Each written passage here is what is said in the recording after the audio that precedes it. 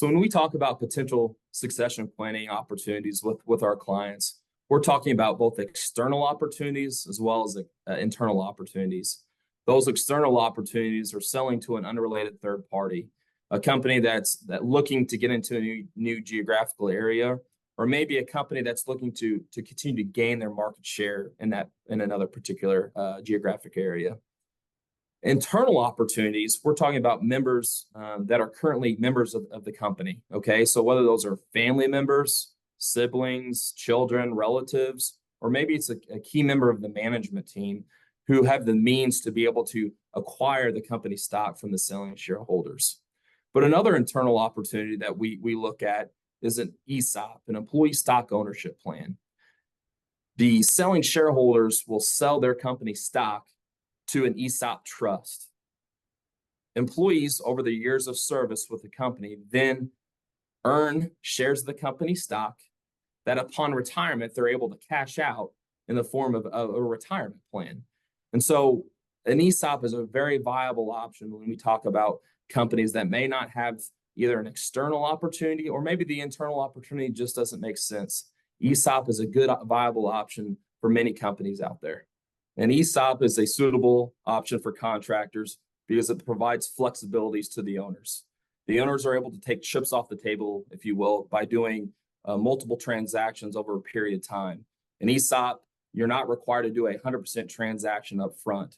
You could do a partial ESOP, a 30%, a 50% ESOP, and then over a period of time, you could do the additional tranche of sell the additional tranche of shares to get to a 100% ESOP. So it provides a lot of flexibility to the owners to, again, take those chips off the table. And then the other reason why it's a suitable option for contractors is when we think about our clients and the areas for which they operate, their employees are thought more than just an employee number. Their employees are friends, their family. And so ultimately, by going through an ESOP transaction, the company maintains its culture. These owners have spent a lot of time over the years of generating a culture. And by doing an internal sale to the ESOP, you're able to maintain that culture to where there's not going to be a massive turnover of current employees. The management team is going to stay in place. You'll be able to maintain that culture over a period of time. So again, suitable option because it provides the flexibility to take chips off the table, take money out of the company, as well as maintaining that culture over the period of time. What type of company is best suited for an ESOP? We typically look at about 4 criteria. And this is not a black and white test. This is a gray test, so it's not a one-size-fits-all approach. But the 4 criteria we typically look at, the first being evaluation of greater than $3 million. To undergo an ESOP transaction, it's very expensive. It's a thorough process, and you're looking at costs in excess of $100,000. And so when we look at that $3 million mark, we ultimately want the selling shareholder to be able to walk away with a good amount of cash from that deal. And so that $3 million mark is kind of that threshold for which we look for. The second criteria is having greater than 20 employees. An ESOP is a qualified retirement plan under the terms of ERISA. Because of that, you were required to do compliance tests on an annual basis. And having a larger employee pool helps the ESOP pass those tests and not have any type of corrective action necessary. The third criteria is not a highly leveraged balance sheet. So going through an ESOP transaction, typically the company will take on debt, whether that's bank notes or seller notes. And so they're going to leverage up the balance sheet with debt.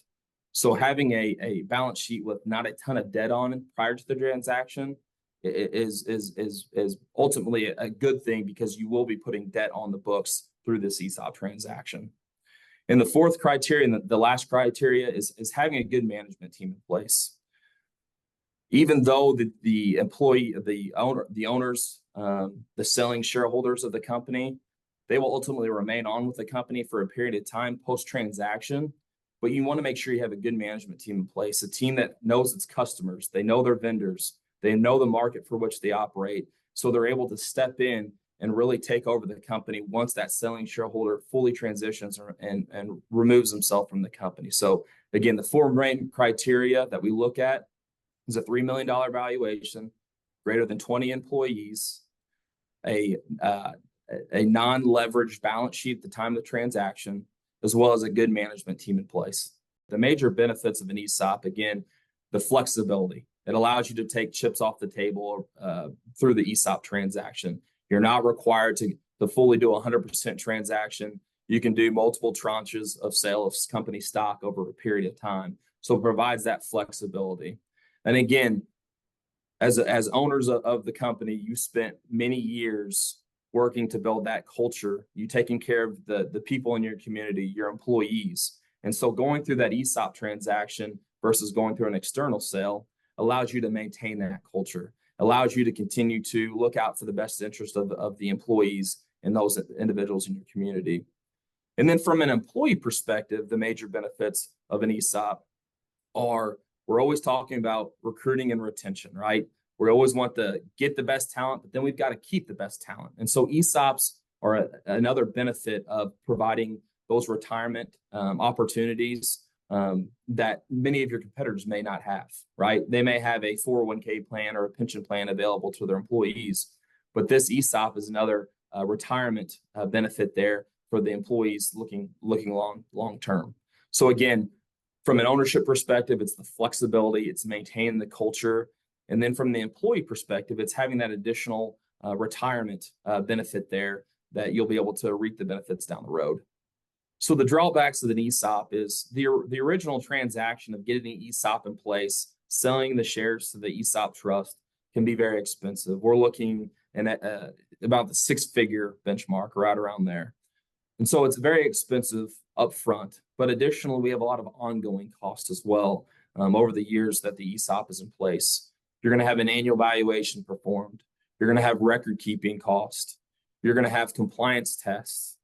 And then you're also going to have trustee fees that you're going to pay to an external trustee if you do have an external trustee. So it's not just the upfront cost of getting the ESOP in place, but it's also the ongoing cost as well. The other drawback is the complexity. The ESOPs can be very complex, and really educating your workforce, your employees, on what an ESOP is. How does this benefit me? How do I ultimately get my funds upon retirement? That can be a really lengthy process of getting them to fully understand an ESOP because it's just not straightforward. And so the complexity is definitely a drawback as well. And the last piece is cash flow considerations when you're talking about an ESOP. So again, when the ESOP is the transaction occurs, you're going to leverage up your balance sheet most likely with either seller's notes or bank debt that's going to be due to the selling shareholders.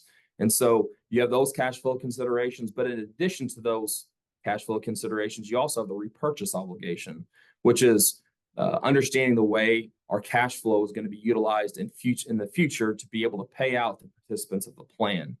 And so those are different type of drawbacks when you talk about an ESOP is the cash flow considerations. You've got the complexity, the education of the workforce, the upfront cost, as well as the ongoing cost of the ESOP. So when we talk about ESOPs, there are definitely benefits, but there are also drawbacks when we talk about going through ESOP transactions. Our job here at HSC is to help you understand those benefits as well as those drawbacks, and ultimately determine whether an ESOP is a viable option for you and your company going forward.